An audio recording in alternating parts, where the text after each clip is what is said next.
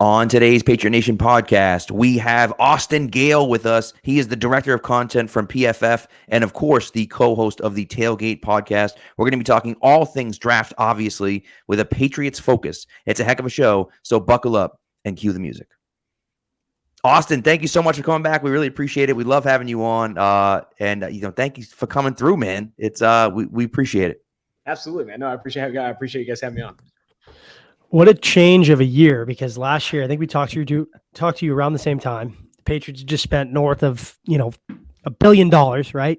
And now they're the most, what's the word I'm looking for? They haven't spent any money this year. Obviously, when you kind of spend that much last year, obviously you're going to be handcuffed a little bit this year and the repercussions down the road, right? So happy to have you on for the draft. I think this is a very important draft for the Patriots, considering their needs and what's gone on this offseason.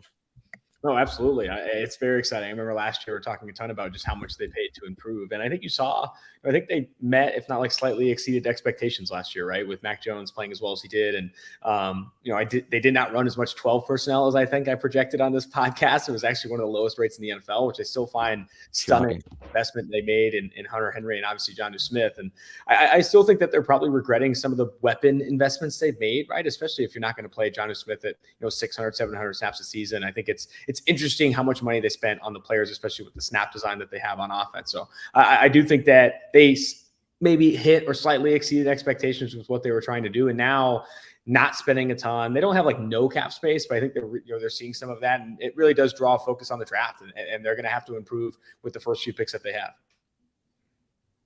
Yeah. So, sure. I mean, I figured we're probably just going to get straight into the draft, right? Because free agency for the Patriots is their best free agent signing was a retired guy. So, just to get straight into the draft, I'm always interested to see, like on a national level, who national writers think that the Patriots are going to target, because it's always different than us, guys who kind of watch the team every day. So I did want to ask you first before we start, if you could do like a 3 to 5 positions that they should be looking for in the draft, what do you think those are?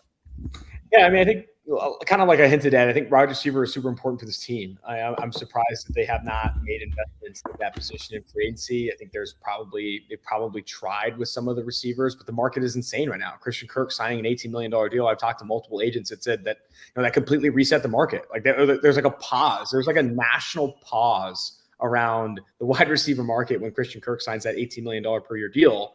And it's a big reason why we didn't see a lot of wide receiver movement after that. Then you see Mike Williams sign this 3-year, $20 million extension. You see Chris Godwin sign literally the exact same contract to the number on what he's trying to do. And then that resets what Davante Adams wants. And that, you talk to some people around the league and you hear that Davante Adams getting the figure that he did pushed Tyreek Hill to ask for more, and that ultimately puts the Kansas City Chiefs in a position where they're letting him request a trade. Like the receiver market got banana land this offseason. I think Cooper Kupp could be asking for more money soon. I think Stephon Diggs could be asking for more money soon. That put the New England Patriots in a really tough spot to actually add. I mean, you even see Marcus Valdes-Scantling getting a 3-year, $30 million deal, who is not developed into the route runner he wants to be. I had an opportunity to talk with him at the Super Bowl this year, and he doesn't want to be as this deep threat that he is, but he's still not a developed, polished receiver. I mean, there's a reason Green Bay's letting him walk for the money that he's now getting, elsewhere. I think there's a lot of issue with the type of receivers that they have. So I do think they could hone in on a receiver at 21. Now, that's not what New England likes to do. I think they could be in the trenches here. They could be looking at offensive line. They could be looking at edge, and they still need help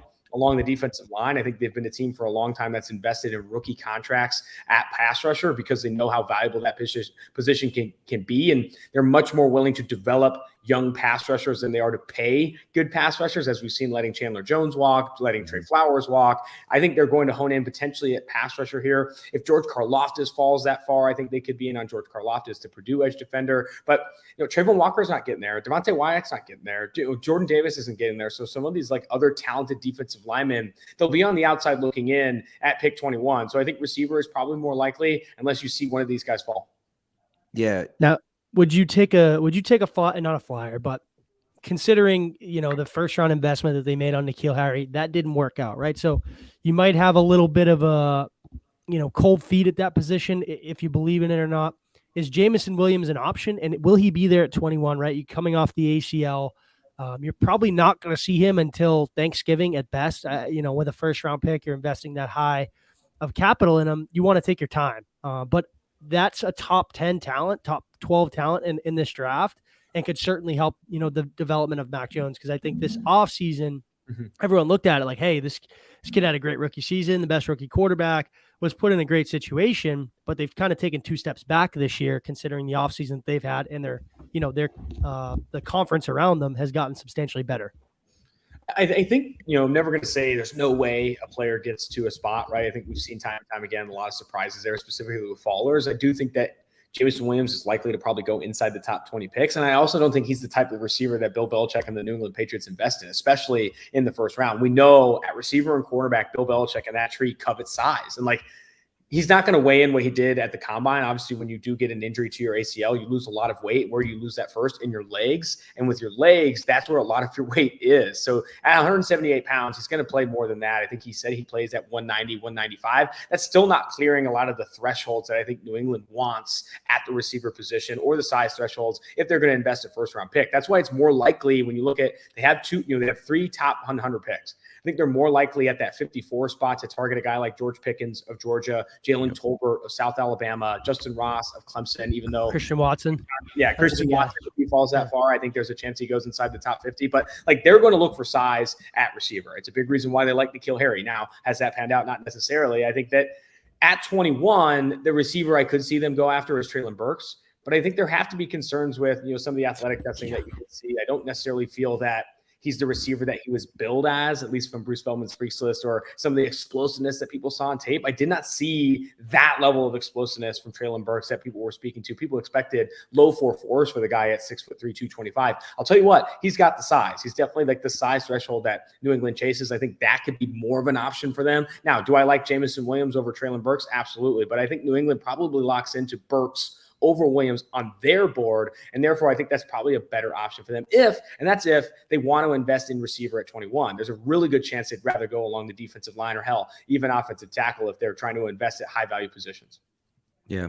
I think it'd be crazy to take Burks. I mean, especially Patriots fans have PTSD with, tested the same as N'Keal. Same exact thing. And you look at it and just say, if they take him in the first round of 21, people are going to riot in the streets. I mean, it's going to be crazy. I do think it's funny. You mentioned Jordan Davis, and he's a guy who, I go back to 2004 and 2004, Patriots are sitting there at 21, and Vince Wilfork, who should have been a top 10 to 15 pick, drops down the draft board because there were concerns about a nose tackle playing enough snaps to justify a top 20 pick. He drops all the way to 21. The Patriots sprint to the podium and take him, and of course, he ends up being, a borderline Hall of Fame player.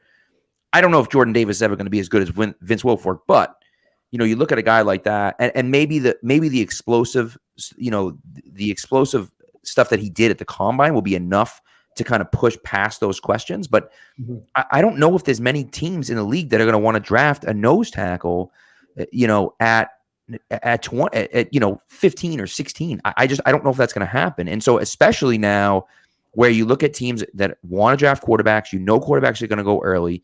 And so there are going to be quarterbacks that go. That's going to push these guys down the list. I wouldn't be surprised necessarily to see Jordan Davis fall outside the top 20. And the Patriots, they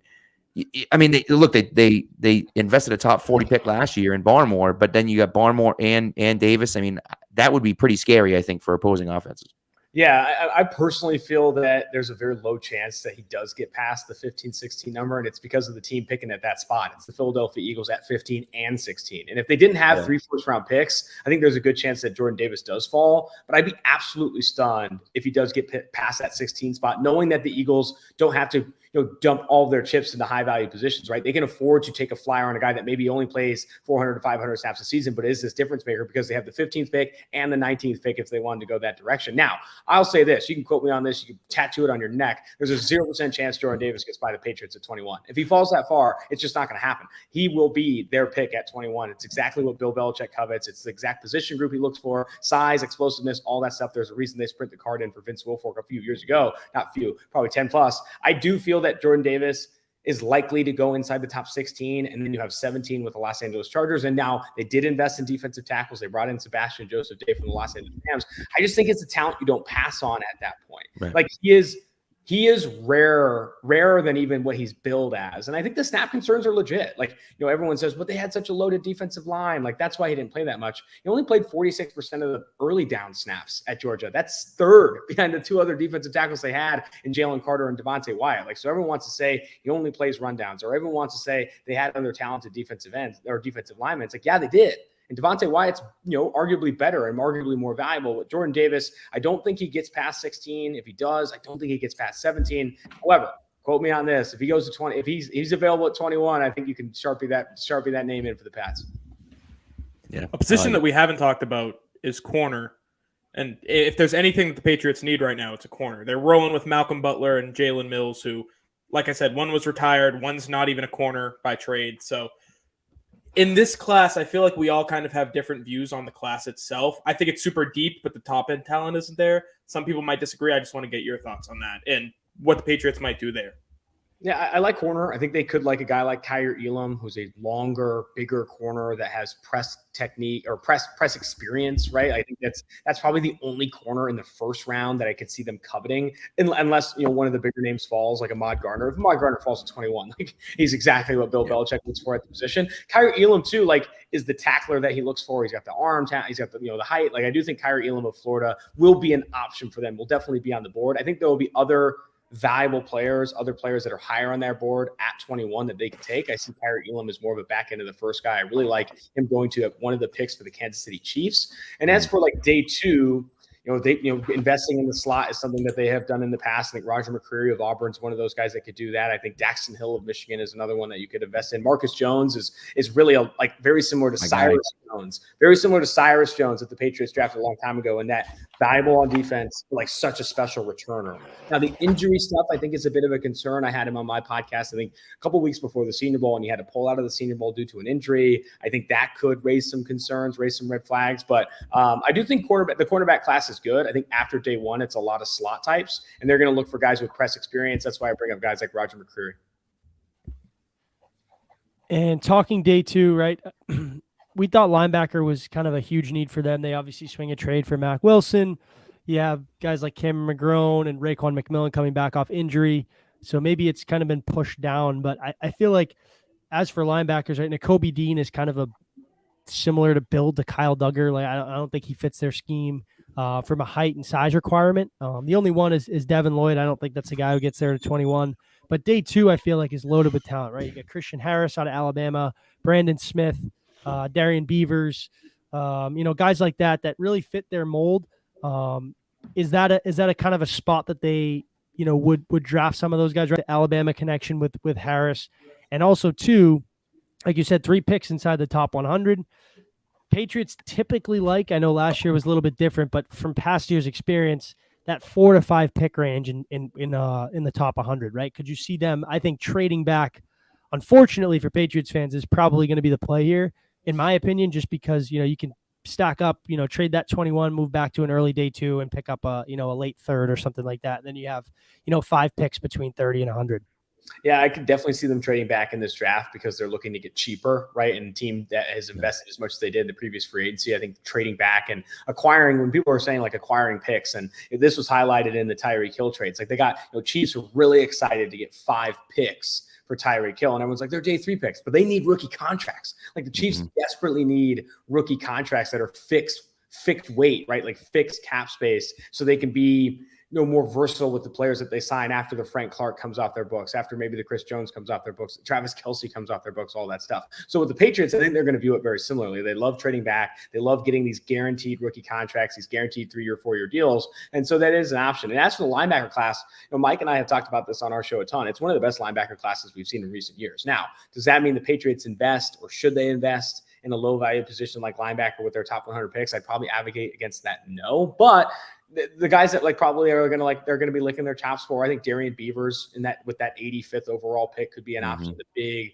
big linebacker that actually holds up bone coverage coming out of Cincinnati. I also think they could Channing Tindall. Channing Tindall probably needs to add some weight to really fit what Belichick wants, but he's a pointed gun in a lot of ways, right? If you want him to do, he's no one's Dante Hightower, but if you want him to just rush the quarterback and sprint in a straight line, he's very, very good at that. And I think he could have a ton of value in a limited obvious role, right? You're not going to ask him to, wear the green dot necessarily and do all these different things and be multiple with his approach. But if you need a pointed gun, he's one of the best off-ball linebackers on day 2 that you can get.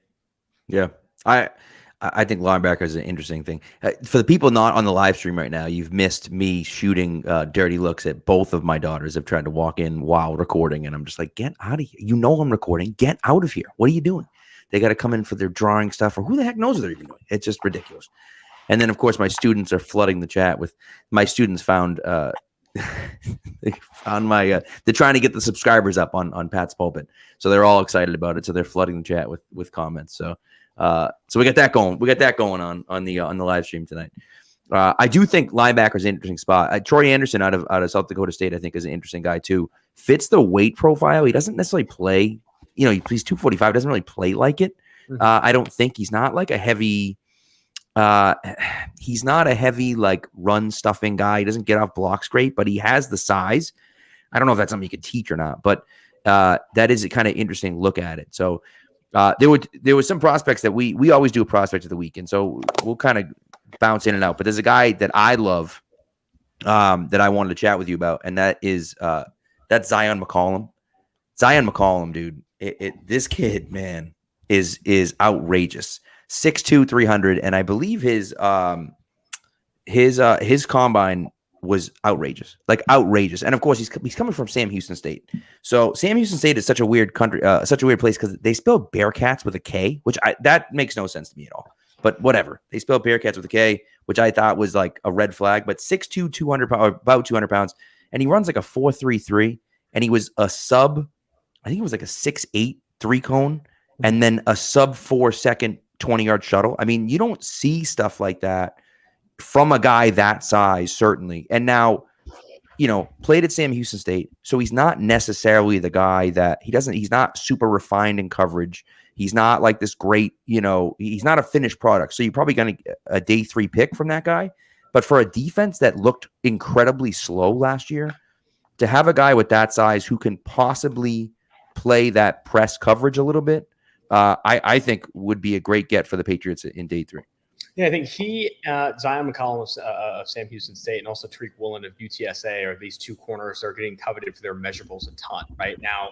I think Tariq Woolen probably fits the size and length thresholds that New England looks for, whereas McCollum, 6'2", 200, but only 30.75 arms. So arm length is going to be massive. Like we at PFF have looked a ton at arm length at every position, and it's so comparable to like snaps played in the NFL, specifically at outside cornerback. So I do think that could be not a red flag, right? But it's not a box that he's checking necessarily with his length. Now, the other measurables are insane. 6'4", 3-cone is like 100th percentile at the position. And for a guy at that size, it's absurd. Like, I do think that he is going to have athletic testing, or he has athletic testing, athletic measurables that people will buy into. The arm length, I think, will draw some concern. I see him as a day 3 guy that someone will invest in. And then it comes down to just like getting him opportunities in the right defense to play well, right? I think anytime you're talking about day 3 guys that you're taking flyers on, I think opportunity comes up a ton because situation is so important to you getting an opportunity to actually like develop as a player, where if you are 4th, 5th, 6th cornerback on the depth chart and you're struggling to even see time as special teamer,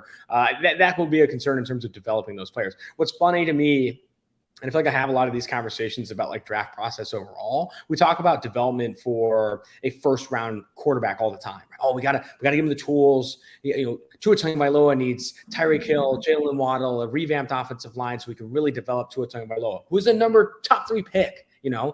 Zion McCollum needs that same level of development, but he's not going to see anywhere near the support, right, in terms of getting like a supporting cast and getting all these different things. So I do think that development is super important. Situation is super important for guys like McCollum and guys like Woolen. And it comes down to if you have a plan in place and you have opportunity in place for players like that to see the field early and get the development they need to actually become capable starters. Now, I think there is enough there for sure.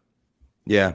The one thing I will add about the 3-cone drill, Edelman's I thought was one of the most impressive I've ever seen, which is 6'6", and I mean 6'4", 8 is I didn't even know it was possible to run an under 6'5". I mean, it's just a 3-cone drill that fast is just stupid.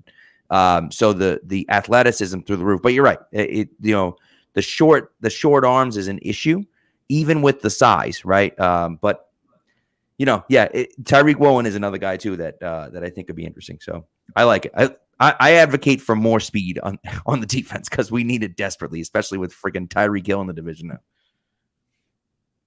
I agree. I'm with you 100%. I think that you can't, what does Chris Ballard say consistently? You're constantly playing catch up on defense, right? And I think when you're reacting consistently,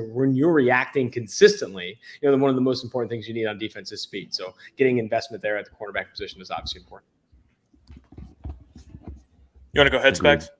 Sure. Yeah. I was going to ask you about Kyle Phillips. I think this is a guy that, watching him kind of has some Danny Amendola to him. I think he's a little bit bigger, but a guy who can play in the slot, a little bit of a possession guy, right? Going to move the chains. Not necessarily, I feel like he's a little bit more of a polished Jacoby Myers in a sense, but if New England doesn't invest that high pick, right, that everybody wants them to into a receiver, I feel like Kyle Phillips is a guy that, they may go after. 4-year guy. I believe you saw him at the Shrine Bowl where he was, basically uncoverable. Does a little bit to the, his game fits New England scheme. I think that's a guy that, in that early day 3 range, round 4, at kind of that 125 to 150 range where they can get some good value, an experienced receiver that can come in and be able to help them right away. Yeah, more explosive than he is fast. UCLA wide receiver Kyle Phillips, 5'11", 190 pounds. I think the tiny hands, tiny arms are going to, be red flags for teams. But when you're projecting a slot type, it's not as important that they have 30-plus inch arms. I think that is important for catch radius and that stuff. But he's really explosive, right? I think upper 80th percentile on the broad jumps. He's got upper 80th percentile on the agility drills. He's got the short area quicks and the explosiveness. I think it's a low 1.55, 10-yard split for Kyle Phillips as well. I'm a huge fan of those measurables. Now, projecting a slot only guy, it can be tough, right? That's another position too. Like unlike cornerback, where like if you don't have opportunity, you're going to be very limited, right? You only have one slot type in your offense unless you're running consistent 10 personnel, which we haven't seen yet from teams. So I do think that if you're projecting him as a slot only type, you need to see a path to the field over the next 2 to 3 years. If you're even going to, it's even going to be worth a 4th or 5th round pick early in that day 3 range. So I do think there are going to be teams that like feel that they have more of a hole at slot receiver that could invest in a Kyle Phillips. I don't think the Patriots are in that spot necessarily, though. I know you're a big value guy. You throw out the DraftKings odds. What are the odds that Slade Bolden is a Patriot, either 7th round or undrafted? I think they're high. I think a lot of people like Slade Bolden. I think Kyle Phillips. I know too. Jeremiah said he'd be people in Tuscaloosa would be shocked if he's not a Patriot. So yeah, I mean he fits the mold, right?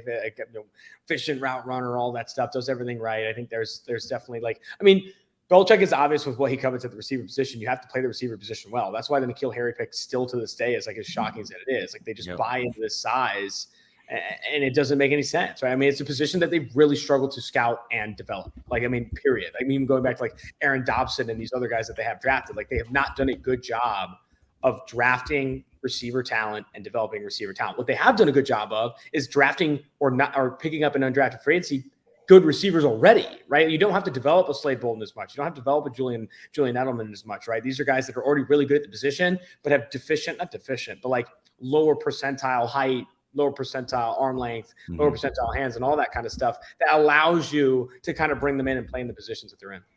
The good news about N'Keal Harry, at least it was a bad draft in 2019. No good wide receivers were taken that year, so it was fine. So it was like, you missed, but like whatever, No. By the way, Dion Branch was the last time they drafted and developed a wide receiver. That was 200002. So it's been David Gibbons. David Gibbons, I was going to say. Oh well, David Gibbons 7th round. Technically, because he was 5 years later. He was 5 rounds later. I think it was the same draft, wasn't it? Weren't they the same draft? It was 02 or 03. So it's been a long time. It's been a long time. I'm going to go offensive line. Like neither one of these guys ever talk offensive line. It pains me because I'm a big body at heart. So Dylan Parham, I feel like it's a guy where if you just know the name, you don't really realize how good he is. And I did a deep dive on him earlier today, and I was like, this guy's good. Like he's really, really good. I think he has an opportunity to kind of just step in and take over. They don't have a guard right now. They lost both starting guards. They can fill one in with Mike Onwenu, but they still need a starting guard to add to that offensive line. I think he's a guy where they can draft him and plug him in and kind of feel comfortable with him. But I've never really heard anybody talk about him in depth. So I'd love to get your thoughts on him. Yeah, I'm a huge fan of Dylan Parham. I do think that he projects more, and like from what I've heard, teams like in him, they like him at center, and that's not necessarily an arm length concern. I think he clears the threshold with 33-inch arms, but it's more like a weight concern, right? Like only 6'3", 311 pounds. Like there's more interest in him being a center, and he projects better athletically as a center than he does a guard. And athleticism isn't the most important thing for interior offensive linemen. His 40-yard dash, 95th percentile among NFL centers. Hand size, 87th percentile among NFL centers. Broad jump, upper 80th percentile among centers. Like he is going to be probably projecting as a center on most teams' boards. That's not to say he can't play guard, right? He's got that versatility. He's obviously had position. He has had run at guard. I think what other people will like too is just really consistent. I think he has over like 3,500 snaps played in his career there at Memphis. Looked really good at the Senior Bowl. Jim Nagy waxed poetic about Dylan Parham, loves what he offers. And he's a very squatty frame type and how he pass protects. I mean, he kind of reminds me of, I'm forgetting his name, the Ohio State interior offensive lineman that now plays for the Lions. But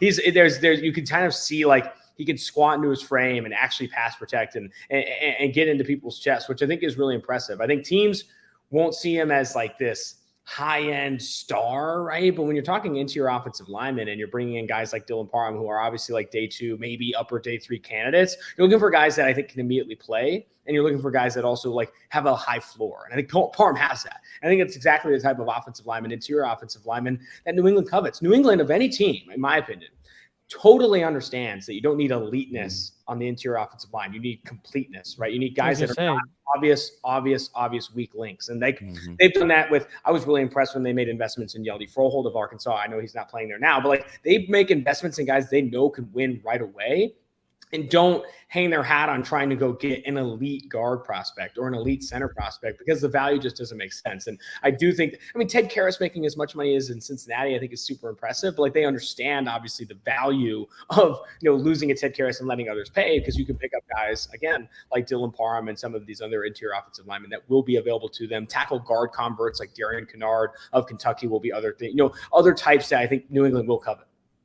I was going to say, if Patriots fans out there, if you're worried about filling a guard spot, just Joe Tooney, Shaq Mason, Ted Karras, Mike Onwenu, they find gems on day 3. The guys that are just pro. Mike Onwenu is a PFF, like, what was he on? All-rookie team, all-pro? Just the process there. They have a really good offensive line coach. They know how to develop talent. They know how to scout talent. And they also, understand, I think they understand what creates a good floor for an interior offensive line player, right? I think the Tom Cables of the world chase ceilings along the offensive line. Like I can turn, Jermaine Ifedi into the best offensive tackle in the NFL. I can turn Alex Leatherwood. I can turn Alex that's Leatherwood. the example, right? Exactly. I can turn Alex Leatherwood into the best offensive tackle in the NFL. And it's like, no, dude, we don't need you to turn anyone into best anything along the offensive line. We just need to make sure that they're good. Because if Jermaine Ifedi isn't good, we're going to struggle, right? Like if these different players that we bring in that can be great aren't good, we're going to be in a really bad place. And I think that's what I do think that's one of the common concerns that you see with teams that are investing in offensive linemen, right? They're looking for guys that will be the next, Orlando Pace when that's not necessarily what teams need. Teams need consistency. Teams need low injuries, right? They need all those. That's the more important pieces of the puzzle when you're building an offensive line.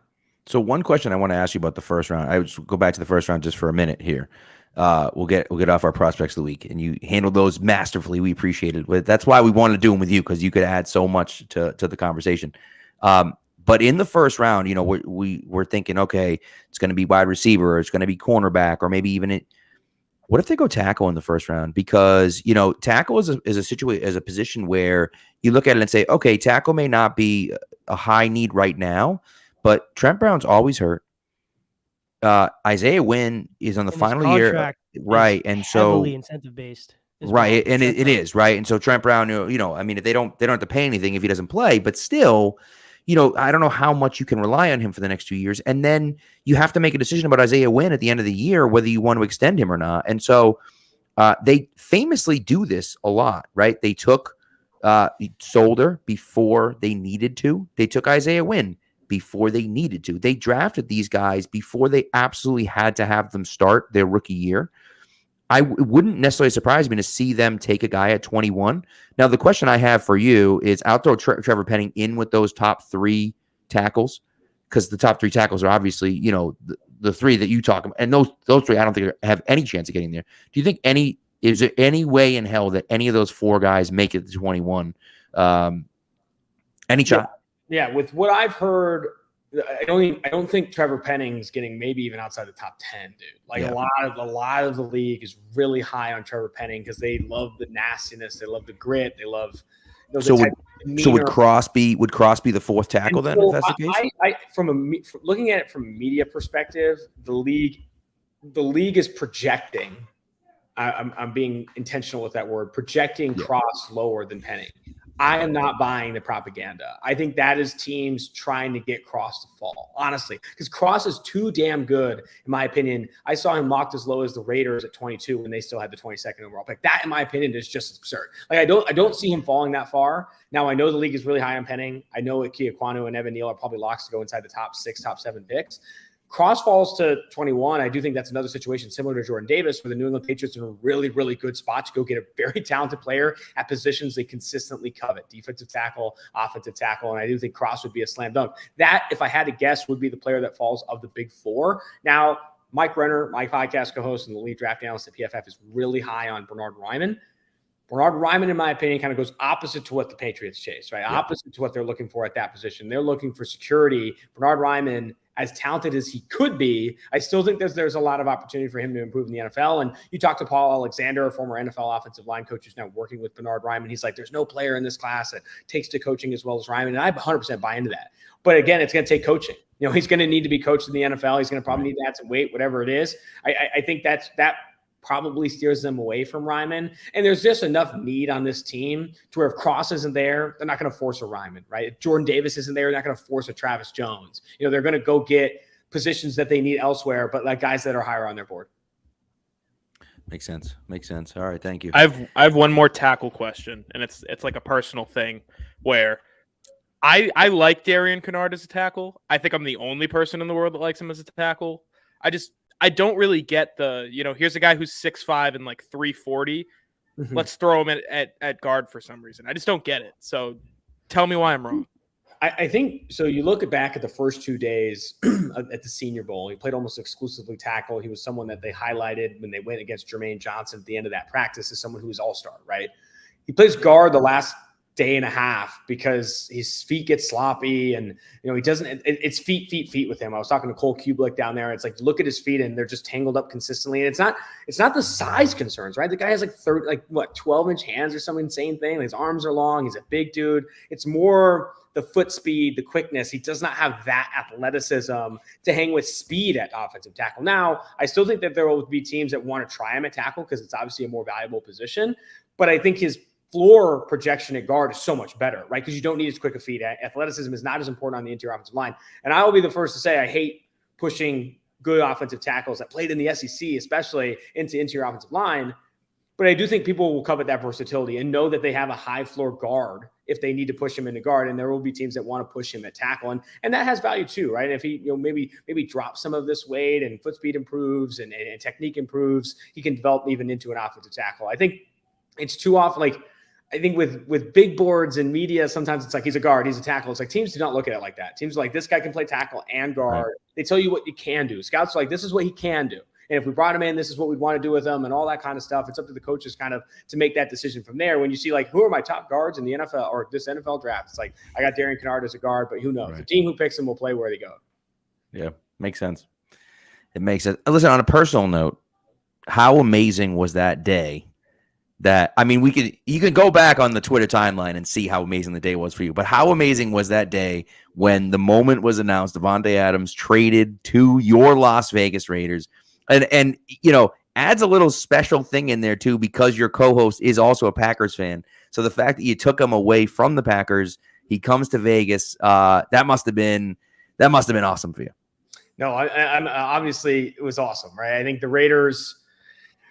It's been a laborious love there, but it's been fun. I had season tickets with my dad when I was a kid, and we had season tickets for 10 years, and they've never been good. That 2016 season, I'll hold dearly, but obviously Derek Carr breaks his leg, and it's all for naught. Even last year, as successful as they were getting into the playoffs, they were never you're ever buying him as this deep postseason contender with an MVP candidate quarterback, like I was in 2016 when I bought my Derek Carr jersey. But getting Davante Adams obviously makes them competitive, right? They're plus 600 to win the division, and they're plus 180 to make the playoffs. They're still not expected to do much damage in 2021, just with how loaded the AFC West is. And they still, have the worst quarterback in that division. And it's a quarterback-driven league. What this does, in my opinion, it allows the Raiders to start to build a competitive winning culture in Las Vegas. And if there's anything probably Dave Ziegler and Josh McDaniels want, if they are committed being in Las Vegas long-term, is that culture, right? And like that you don't get by bottoming out in your first year, trading Derek Carr, trying to go get a Bryce Young or a CJ Stroud in 2023. You get that by starting to be competitive, right? And starting to make moves where you are going to be competitive with Devontae Adams. Are they going to win a Super Bowl next year? No. They might not even make the playoffs, but I do think you'll start to see a Raiders team that hopefully buys into this winning culture. And I think it gives them a real opportunity to see the biggest question. And there's probably a chance they extend Derek Carr before the season. But if they don't, it gives them this opportunity to like, hey, guess what, Derek? Last year, your contract, and you have your best receiver you've ever played with ever. If it works out and you're a top 10 quarterback, top 8 quarterback in the NFL next year, and the offense is top 5, we're going to give you a big monster contract, and we're going to see if this thing can work as we move forward. If it doesn't, we're probably going to part ways, and we're going to try, say he isn't a top 10 quarterback next year, top 15 quarterback next year, probably going to part ways and move on from you for whatever it is. And with that decision, look to upgrade at quarterback to finally assert themselves to where they're favored to make the playoffs, right? To where they're favored to win the division. That ultimately leads to more long-term success. Yeah, that makes a lot of sense. I mean, you see it happen around the NFL, right? I mean, I didn't think that big name guys like this would get traded, and Russell Wilson's getting traded, and Devontae Adams getting traded, and Tyreek Hill's getting traded. I mean, I taught, MCAS was going on, so I was in the basement, and I come up with no service, and I come up from the basement, and I got the first notification I got was like, the Dolphins and the Jets have agreed to a trade for Tyreek Hill. And I'm like, did Schefter get hacked? Like, what is going on right now? It's just like, it came out of nowhere.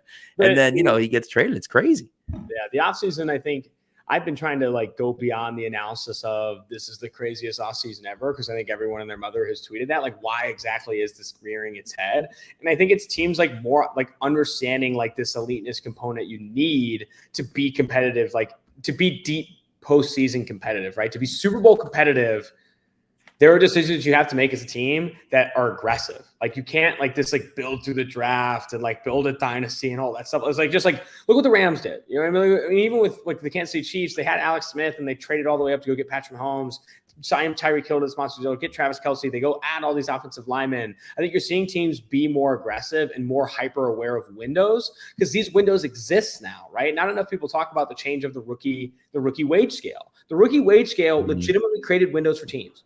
It happened obviously a handful of years ago, and teams are adjusting on how they build rosters. But like the rookie wage scale has objectively created windows for teams to go chase Super Bowls now. If your quarterback's on a rookie deal, go make aggressive moves to try and go win a Super Bowl. If your quarterback's not on a rookie contract, do everything you can to maintain the weapons you have. Throw picks away at your mercy. Exactly what the Chiefs did with Orlando Brown Jr., exactly what the Rams did with Matthew Stafford. Like, Go. Like, you have to be aggressive now. If you have that quarterback on a rookie contract, just bail on the picks and try and make them shoot the moon. If you have them on that next contract, and if you have them on the rookie contract, buy players, do what you can to make moves. Right. It makes a lot of sense. And you're right. Like that, it's funny how that changes things, I actually think the Chiefs are, because I think kind of everyone is set on the Patriots trading down. We're mentally preparing for it. I think the Chiefs are a great team to trade back with because they have those back-to-back picks. You could trade with them for that 30th pick, which still gives them the pick before you, and then you can pick up either their second, one of their seconds or one of their third-round picks. And now you're talking about getting, 2 picks inside the top 100, like we talked about, and you still stay in the first round. So you have that option if you're taking a guy from one of those skill positions, whether it's cornerback or tackle or whatever, where you can get that 5th-year option and it's cheaper than extending them, right? And so it allows you to kind of have that 5th year in your back pocket if you need it. Oh, 100%. I mean, that's a huge part of it as well. Like how they've built rookie contracts has changed roster building, right? Has like objectively changed roster building for teams and how they approach addressing the quarterback position. Like people are like, why aren't the conversation like why aren't teams letting quarterbacks sit anymore? Why not sit a year, sit 2 years? Buddy, now you have to maximize this win. Like you have a guy who's making no money at the most important position in the sport for 4 years, 5 years if you draft him in the first round. if you're not maximizing that, that's what's like so absurd about the San Francisco 49ers situation. It's ridiculous. There's not enough people talking about how absurd that situation is. They trade 2 first-round picks. It's not 3, it's 2. They just swap with the third. 2 first-round picks to go up and get Trey Lance. And they still are in a position where they could be paying Jimmy Garoppolo to start, and Trey Lance is saying not just 1 year, but 2 years. It's why it's absurd what the Packers did with Jordan Love. I mean, like, what you're not maximizing your opportunity that way. Like, it just doesn't make sense. Like, those days are gone. Like, I think too often people don't look at like the rules of the game and how that's like legitimately changing what people are doing. And it's honestly like that rookie wage scale is a huge component, and salary cap and the adjustments that we've made to that. It's a huge component of like why rosters are building built they are, and like why teams are making the decisions they're making. Yeah. Makes sense. All right. We have taken a ton of your time. Thank you so much for coming through, man. I'm going to let you plug things. I will tell you. So I know you guys do the tailgate show, and I love how you guys go out and actually tailgate. Now, you usually do college shows. I will say it seems like nothing is set in stone because the schedule hasn't come out yet, but it seems like there may be a Pat's Pulpit trip to Green Bay next year. Ooh. I know you're not too far from Green Bay, and Mike is a fan of the Packers. So if you want to come out, the first round's on us. I can tell you right now, I don't know about Spags. Keegan's not much of a drinker either. I don't know about Spags. I cannot hang with you guys for sure. For sure. I can hang for like 20 minutes and then I'm drinking water the rest of the way through. But there'd be a lot of fun if we met up at some point. So yeah, we'll have to extend the tailgate tour out to NFL. I still haven't made it up to Lambeau. Mike invited me to one of the playoff games, but I wasn't able to make it. But I definitely want to extend the trip beyond college. Yeah, no, that's like the Mecca, right? It's like, they don't play there for another 8 years. I'm like, we got to go unless it's like, some crazy weekend or something like that we can't make. So, but listen, do me a favor, just plug some of the stuff you're doing before you head out, just so people. I mean, listen, people, if you're not following Austin around, like, what the hell are we doing here? By the way, I gotta say, I love the branding change you guys did from the 2-for-1 drafts to tailgate. I listen to you guys all year long now because you guys do a great job breaking down, the NFL games from the week. So, some really good stuff going on over there at PFF. Really appreciate that, Pat. Yeah, definitely follow me on Twitter, PFF_Austin Gale. You can check out our podcast, Tailgate, wherever you get your podcasts. I also have a podcast coming out with a new co-host. It's Aiden Hutchinson, the projected #1 overall pick. That's scheduled to release in April 2022. That podcast is going to be insane. It's 4 episodes of pretty much all things Aiden Hutchinson, which has been a phenomenal ride so far over the last 2 or 3 months. And then continue to listen to this podcast. You guys do a great job. Thanks, man. Appreciate Best that. Twitter header in the game, Austin Gale. No one has a better Twitter header. It's very true. It's very true. All right. Thanks so much, man. We appreciate it. Have yourself a good night. All right. Yeah, you too. Thanks. All right. Take care. All right. That was dope. Yep. That was awesome. So Austin was fantastic. We love having him on. So, all right. We don't have much to finish up with here. Spags had to run because his hockey game started earlier than he thought, apparently. Worst team in the league. I got to mention it. I know he won't watch this, so worst team. Yeah, I mean, what are you gonna do? He admitted to us. It's the worst team in the league. It's okay. What are you gonna do? It's all right. So, but yes. So I guess we do tell stories. I mentioned it already a little bit. But my D block. I don't know. I mentioned something about people have asked me before, and I'm like, oh yeah, like I podcast this and that. And my D block went nuts when they found out. They were like, "This is amazing. We have to get everyone to sub on your YouTube." They're like sharing it on their story. I don't know what they're sharing it on, whether it's Snapchat or TikTok or it's these kids. I'll tell you. Or they got all these. What is it? Snap face. Whatever they're on, right?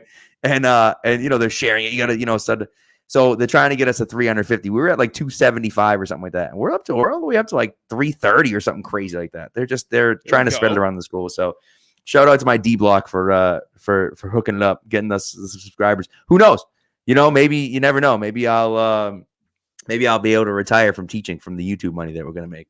343. We're almost there. They're doing a good job. Look at that. See, look at that. One of the kids on my D block was literally creating burner accounts and subscribe. I'm like, what are you doing? He's like, just making random emails. I'm like, you're a lunatic. Anyways, 8th graders. What are you gonna do? You know what I mean? A lot of respect. So, I was gonna throw one of them up on the screen, but they're all underage. We can't do that. That's no, can't do that. What it's like, it's one of them. If like they don't have their name or something like that, but I'm like, then who doesn't have their name and stuff? So, but anyways, right. It's good stuff. Also, someone mentioned something. Oh yes, Team Crazy Matt pointed you out here about not developing Julian Edelman. That's the old Nick Felger. That's Nick Felger. Jeez, that's the old Michael Felger. The Patriots didn't actually do anything with Julian Edelman. He just was. Yes, that was the last wide receiver but he was a 7th round pick. I mean, it's not like they drafted him early and then he was essentially a UDFA, right? So yes, It does happen. It does happen, but it's one of those things where it's like it doesn't happen often. And when they target a guy early in the draft, it hasn't worked out since 2002 with Dion Branch. So I think that's the bigger point. Like that. You start counting on developing 7th round picks into Pro Bowl. I mean, he never made a Pro Bowl, but franchise legend, which is ridiculous that he didn't make a Pro Bowl. Well, it's a wide receiver. You got to be top 5 or top 8. He was never top 8. I know. I still think he has a shot. Consistently top 20 though. Ooh. For like 5 years. Yeah. Let me ask you this question. I know it's not Patriots related. Well, it's kind of Patriots related. I forgot to mention it to Austin because what's it called? Yes. So I made my 28-3 joke about the Matt Ryan getting traded for a 3rd round pick and so on and so forth. And I sent it to him. They do delete the tweet every week. And I was like, is this delete the tweet worthy? I'm like, is this? And he's like, yeah. He's like, everyone outside of New England is kind of over the 28-3 thing. I went on his Twitter thing, just looking at 28.3 thousand followers. He has exactly right now. I'm like, come on, that's ridiculous. Yeah, Austin does. Yeah. So that's fantastic. So I forgot to mention that, but nevertheless, great episode this week. We appreciate you guys coming through as always.